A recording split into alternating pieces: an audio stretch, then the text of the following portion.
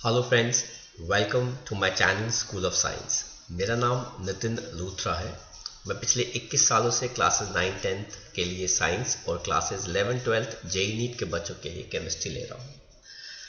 मैंने बहुत सारे स्टूडेंट्स को पढ़ाया है और बहुत सारे स्कूल्स के अंदर, दिल्ली के टॉप स्कूल्स के अंदर मैंने काफ़ी सारे वैल्यू एडेड सेशंस भी कंडक्ट किए हैं, जैसे expectation management students, teachers, parents के लिए, टाइम मैनेजमेंट स्टूडेंट्स के लिए, करियर काउंसलिंग, स्ट्रीम सिलेक्शन छोटे बच्चों के लिए, crack the board session classes 10th और 12th के लिए, and how to attempt question paper जो मैंने सब क्लासेस के लिए कंडक्ट किए हैं।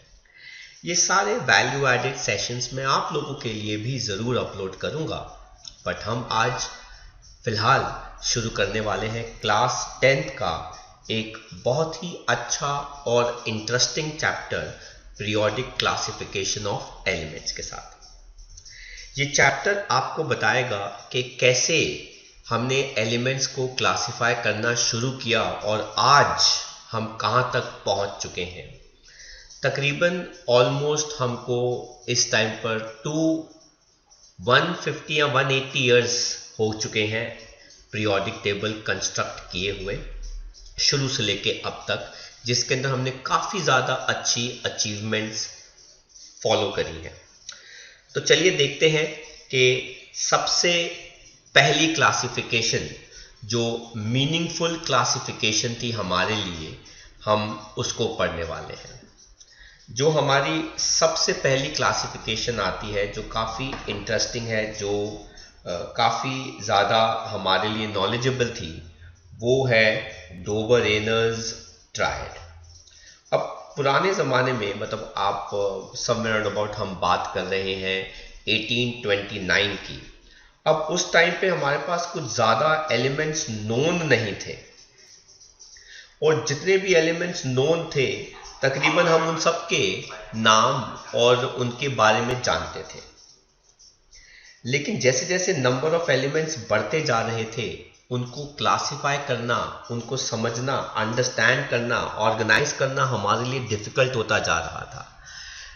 जितना अच्छे से हम एलिमेंट्स को क्लासिफाई कर पाएंगे, उतना अच्छे से हम दूसरों को भी तो समझा पाएंगे ना।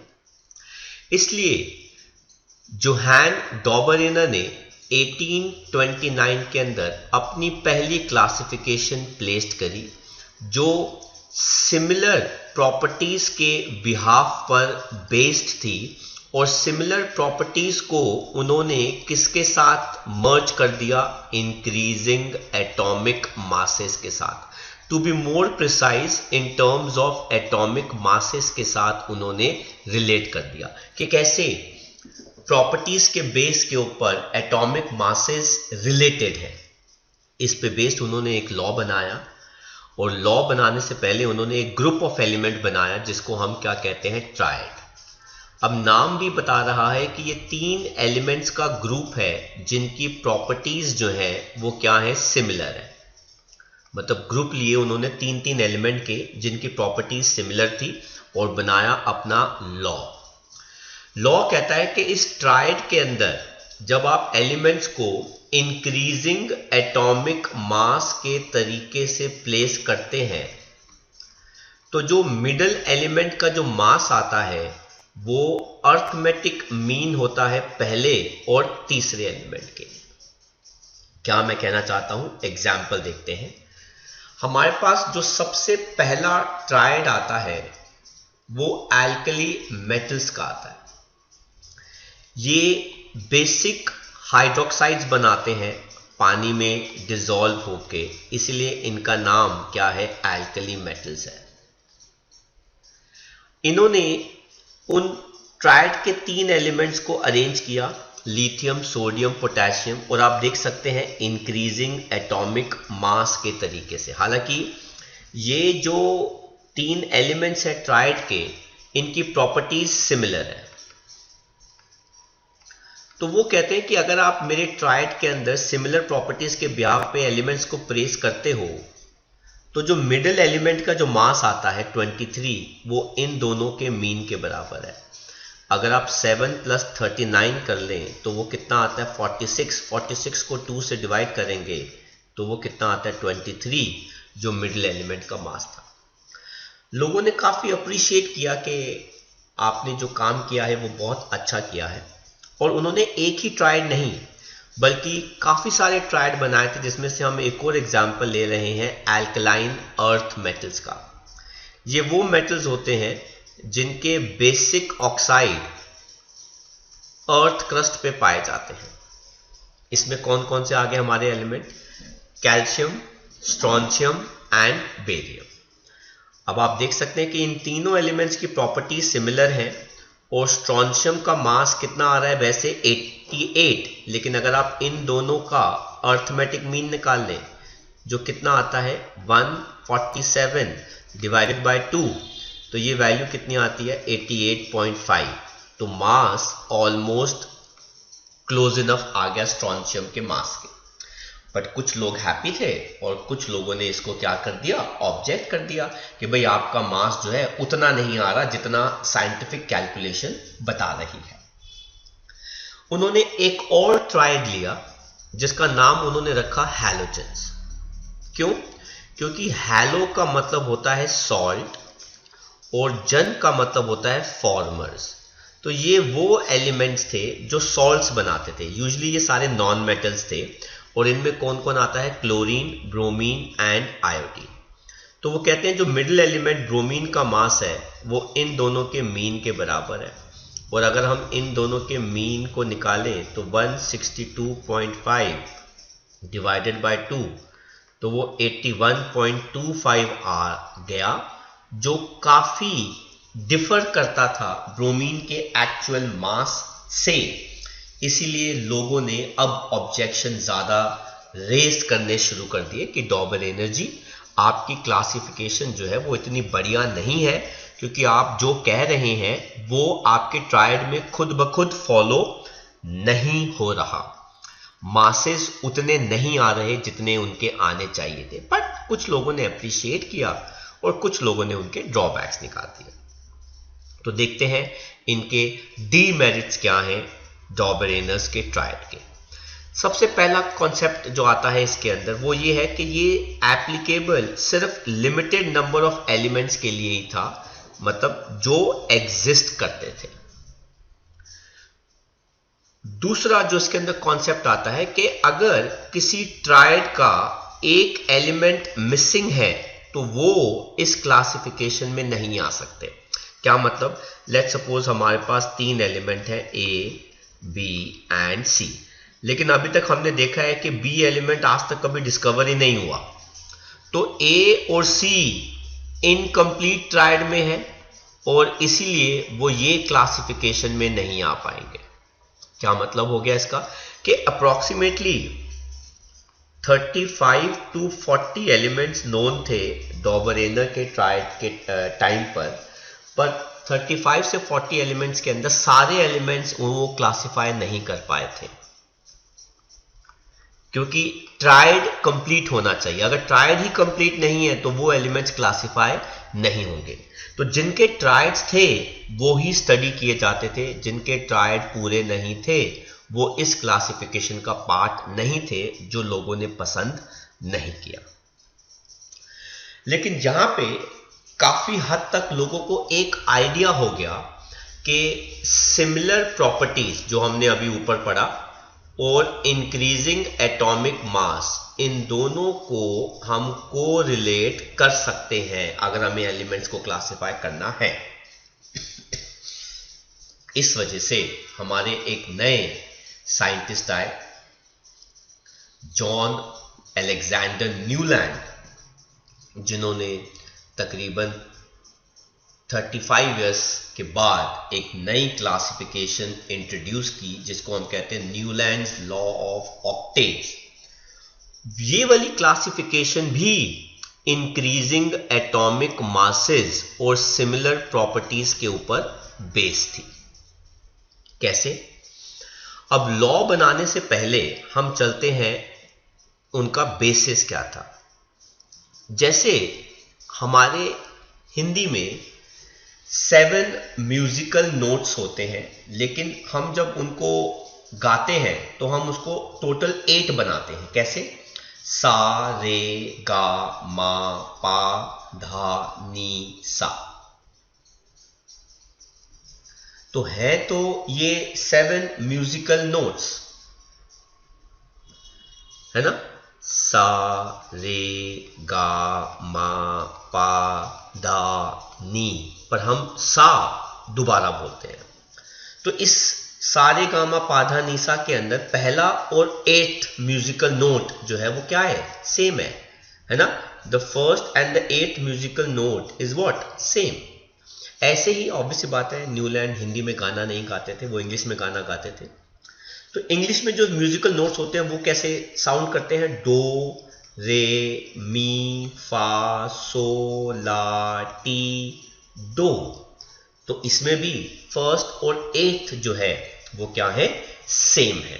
तो इसका कॉन्सेप्ट बनाते हुए उन्होंने क्या किया? अपना एक टेबल बनाया जो आपके सामने मैंने अभी रख दिया है, और इस टेबल के अंदर उन्होंने एलिमेंट्स को अरेंज किया इंक्रीजिंग एटॉमिक मास के वे से। सबसे कम मास वाला एलिमेंट सबसे पहले आएगा और ज़्यादा मास वाला बाद में आएगा। और जब उन्होंने ऐसा किया तो उन्होंने कहा कि जब हम एलिमेंट्स को अरेंज करते हैं in increasing order of atomic masses in his table, properties हर पहले और 8th एलिमेंट की क्या आती हैं? सिमिलर। ये बन गया उनका लॉ, न्यूलैंड्स लॉ। तो आप देख सकते हैं पहला एलिमेंट कौन रखा उन्होंने? हाइड्रोजन, जिसका मास 1 था। फिर lithium, beryllium, boron, carbon, nitrogen, oxygen, fluorine, sodium, magnesium, aluminium, silicon, phosphorus, sulphur, chlorine, potassium, calcium and so on and so on and so on. अब अगर आप लेट सपोज इस टेबल के अंदर लिथियम को फर्स्ट एलिमेंट मानते हो, तो 8th एलिमेंट जो आएगा, बेरिलियम सेकंड हो गया, देन बोरॉन थर्ड, करते करते 8th एलिमेंट जो है वो कौन है? सोडियम। तो लिथियम और सोडियम की प्रॉपर्टीज क्या है? सिमिलर। ऐसे ही अगर आप सोडियम को फर्स्ट मानते हो तो पोटेशियम 8th एलिमेंट आएगा, तो इन तीनों की प्रॉपर्टीज क्या हो गई? सिमिलर। ऐसे ही वो कहते हैं कि इन तीनों की प्रॉपर्टीज क्या है? सिमिलर है। इनकी प्रॉपर्टीज क्या है? सिमिलर है। इनकी प्रॉपर्टीज क्या है? सिमिलर है। मतलब एक कॉलम में जो एलिमेंट्स आ रहे हैं उनके हिसाब से उनकी प्रॉपर्टीज सिमिलर है, और हर कॉलम के अंदर जो ऊपर वाला एलिमेंट है वो फर्स्ट है, और जो नीचे वाला उसके एलिमेंट आएगा वो क्या आ जाएगा? 8th element. तो इसलिए बन गया ये लॉ ऑफ ऑक्टेट्स। ऑक्ट का मतलब कितना होता है? 8 होता है। तो न्यूलैंड का लॉ क्या कहता है? जब उनके टेबल में आप एलिमेंट्स को इंक्रीजिंग एटॉमिक मास के वे से प्लेस करोगे तो हर फर्स्ट और 8th एलिमेंट की प्रॉपर्टीज क्या होंगी? सिमिलर। अब देखते हैं इसकी डीमेरिट्स क्या निकले। सबसे पहला डीमेरिट, ये सिर्फ लाइटर एलिमेंट्स मतलब कैल्शियम तक ही सही ढंग से एक्सप्लेन किया जा सकता था। आप अगर देखें तो टेबल में हमने भी कैल्शियम तक ही मास बताए हैं, उसके बाद हमने एलिमेंट्स के सिंबल लिखे हैं, नाम लिखे हैं, पर हमने मास नहीं बताया, क्योंकि उसके बाद चीज़ें जो थी वो सही ढंग से ऑर्गेनाइज नहीं थी। बताते हैं कैसे अभी। दूसरा जो डीमेरिट था, जब नोबल गैसेस डिस्कवर हुई तो फर्स्ट एंड 8th वाला कॉन्सेप्ट जो था वो खत्म हो गया। वो कैसे? एक्चुअली नोबल गैसेस किसी भी एलिमेंट के साथ रिएक्ट नहीं करती, उनकी प्रॉपर्टीज इंटायरली न्यू है, तो हमको एक न्यू कॉलम बनाने पड़ा। जब हमने वो न्यू कॉलम बनाया उसके अंदर हमने जब नोबल गैसेस को रखा जैसे नियॉन, आर्गन, तो अब अगर हम इसको काउंट करते हैं तो लिथियम अगर फर्स्ट है तो सोडियम 8th नहीं आएगा, सोडियम क्या बन गया? 9th element. अगर सोडियम 9th एलिमेंट बन गया तो उनका जो कॉन्सेप्ट था ऑक्टेव्स वाला, है ना, वो क्या हो गया? गलत हो गया। तो ये लॉ ऑफ ऑक्टेव्स तो रहा ही नहीं, क्योंकि आप नोबल गैसेस को, ये जो नोबल गैसेस है नियॉन और आर्गन, आप इसको इन टेबल में कहीं पे भी नहीं रख सकते, क्योंकि बाकी एलिमेंट बहुत कम रिएक्ट करते हैं या बहुत ज्यादा रिएक्ट करते हैं, पर नोबल गैसेस तो बिल्कुल भी रिएक्ट नहीं करती। तो नई प्रॉपर्टीज थी ये बिल्कुल। तो ये इनके डीमेरिट्स आ गए। क्वेश्चन आंसर्स करने से पहले हम इनके मेरिट्स भी पढ़ते हैं। Merits of Newlands classification.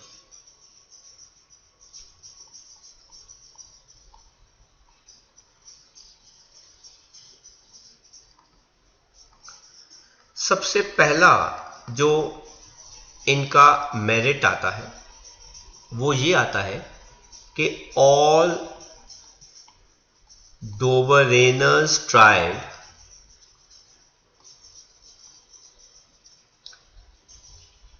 Were successfully placed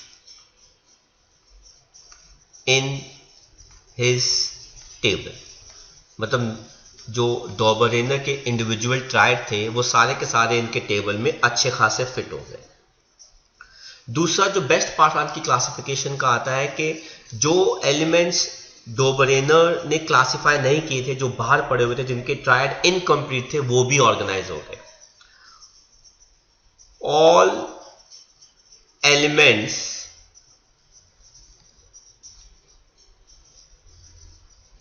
were placed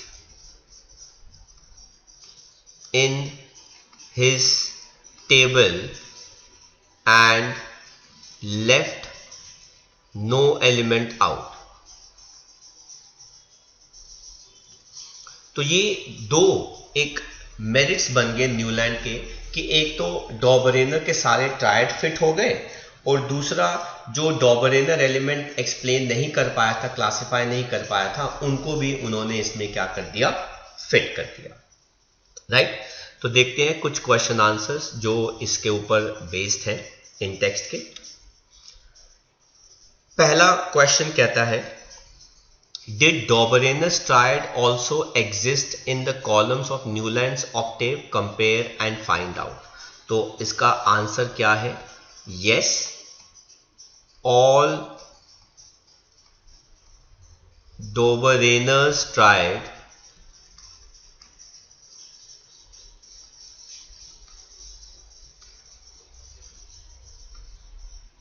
were placed in his table। Right. कहते हैं what are the limitations of Dobereiner's classification. अभी हमने पढ़ी पहला कि सारे एलिमेंट्स इसके अंदर क्लासिफाई नहीं हुए, और दूसरा कि जिन एलिमेंट्स के ट्राइड पूरे नहीं थे वो इसके अंदर क्लासिफाई नहीं हो सकते थे। इन टेक्स्ट का थर्ड क्वेश्चन कहता है what are the limitations of Newlands law of octaves. ये आपने पढ़ लिया पहला लिमिटेशन कि ये एप्लीकेबल सिर्फ लाइटर एलिमेंट्स तक ही था, कैल्शियम तक। दूसरा ड्रॉबैक आपने अभी पढ़ा कि जब नोबल गैसेस डिस्कवर हुई तो फर्स्ट और एथ वाला कॉन्सेप्ट जो था वो हट गया। और तीसरा आप अगर इसमें ऐड करना चाहते हो तो वो क्या है, some similar elements were ungrouped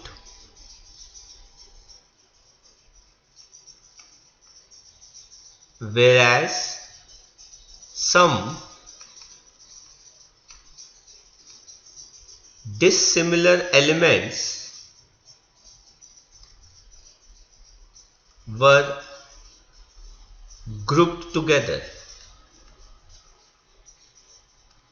sir क्या मतलब कुछ एलिमेंट ऐसे थे जो साथ में आने चाहिए थे वो अलग थे, पर कुछ एलिमेंट जो अलग आने चाहिए थे वो साथ में थे। तो ये तीसरा ड्रॉबैक डी न्यूलैंड का बन सकता है।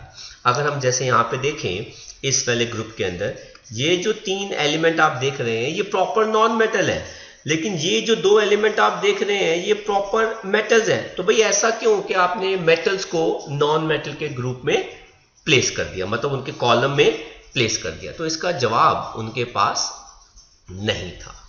तो हमने तीन ड्रॉबैक देखे न्यूलैंड्स लॉ ऑफ ऑक्टेव्स के।